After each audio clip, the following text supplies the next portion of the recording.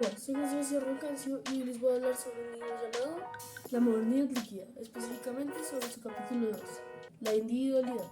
En este capítulo, Bauman nos empieza contando que hace 50 años habían muchas profecías o especulaciones de los horrores que le esperarían a la humanidad.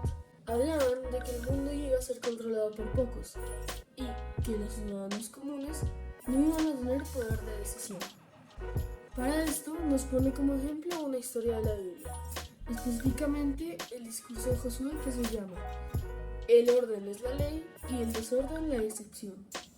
Dice que el mundo de ese discurso estaba bien organizado y limitado y que las personas que vivían ahí tenían miedo de cruzar los límites. Además dice que en ese mundo no hay espacio para acciones inútiles o sin propósito. Luego de esto, el autor nos cuenta que hace por lo menos 200 años los gerentes de las empresas capitalistas dominaron el mundo. Es decir, que separaron lo que está bien de lo que está mal, lo racional de lo irracional. En este momento, Bauman nos explica qué es la racionalización. La racionalización es separar el aspecto intelectual y manual de los trabajos. Un ejemplo de esto es Frederick Taylor, ya que él introdujo estos conceptos al inicio del siglo XX. Su método de trabajo se basaba en separar la planeación de la ejecución o lo intelectual de lo manual y pasar órdenes de lo primero a lo segundo, es decir, de la planeación lo pasas a la ejecución.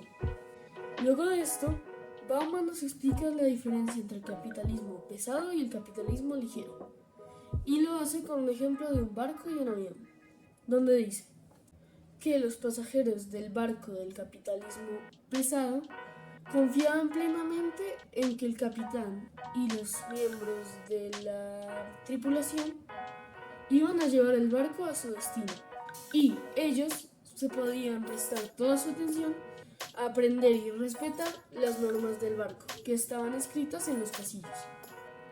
En cambio, los pasajeros del avión del capitalismo ligero descubren que la cabina está vacía y que solo hay una caja negra que dice piloto automático. No tienen ninguna información de dónde aterrizará el avión o de quién eligió dónde aterrizará, y tampoco tienen normas que seguir para llevar al aterrizaje. Esa es la diferencia entre el capitalismo pesado y el ligero. Dice que ahora en el capitalismo ligero hay muchas más posibilidades que antes, casi infinitas, y que para que sigan así, las posibilidades deben de ser fluidas y líquidas, y deben tener una fecha de vencimiento, ya que si no, una sola se convertiría en la aceptada y todos tendrían que seguir la misma posibilidad o el mismo camino. Nos dice que el capitalismo pesado era un mundo de legisladores, donde los hombres y mujeres comunes perseguían objetivos puestos por otras personas de maneras puestas por otras personas.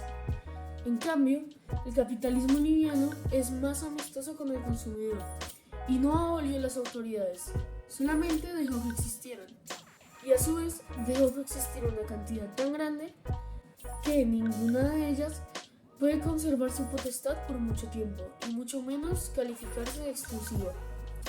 A su vez, nos dice que numerosas autoridades es en realidad una contradicción, ya que las autoridades suelen cancelarse entre sí, y al haber muchas se van cancelando entre sí, y la única que puede decidir entre cuál es la correcta es la que esté más arriba de todas.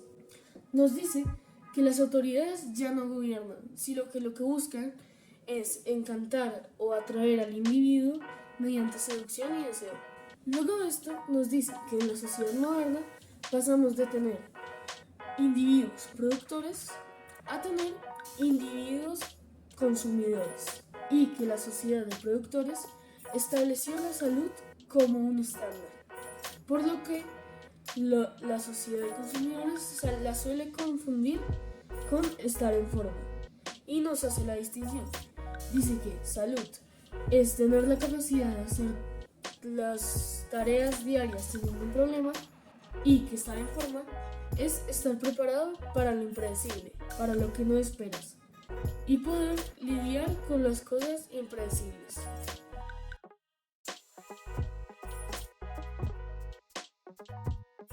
Ahora sí, ¿qué pasa con la individualidad? Pues el autor nos dice que la individualidad es un proceso en el que el individuo se siente solo, ya que cuando hace la individualidad ya deja de tener un ejemplo a seguir, por lo cual trata de llenar ese vacío siendo consumista.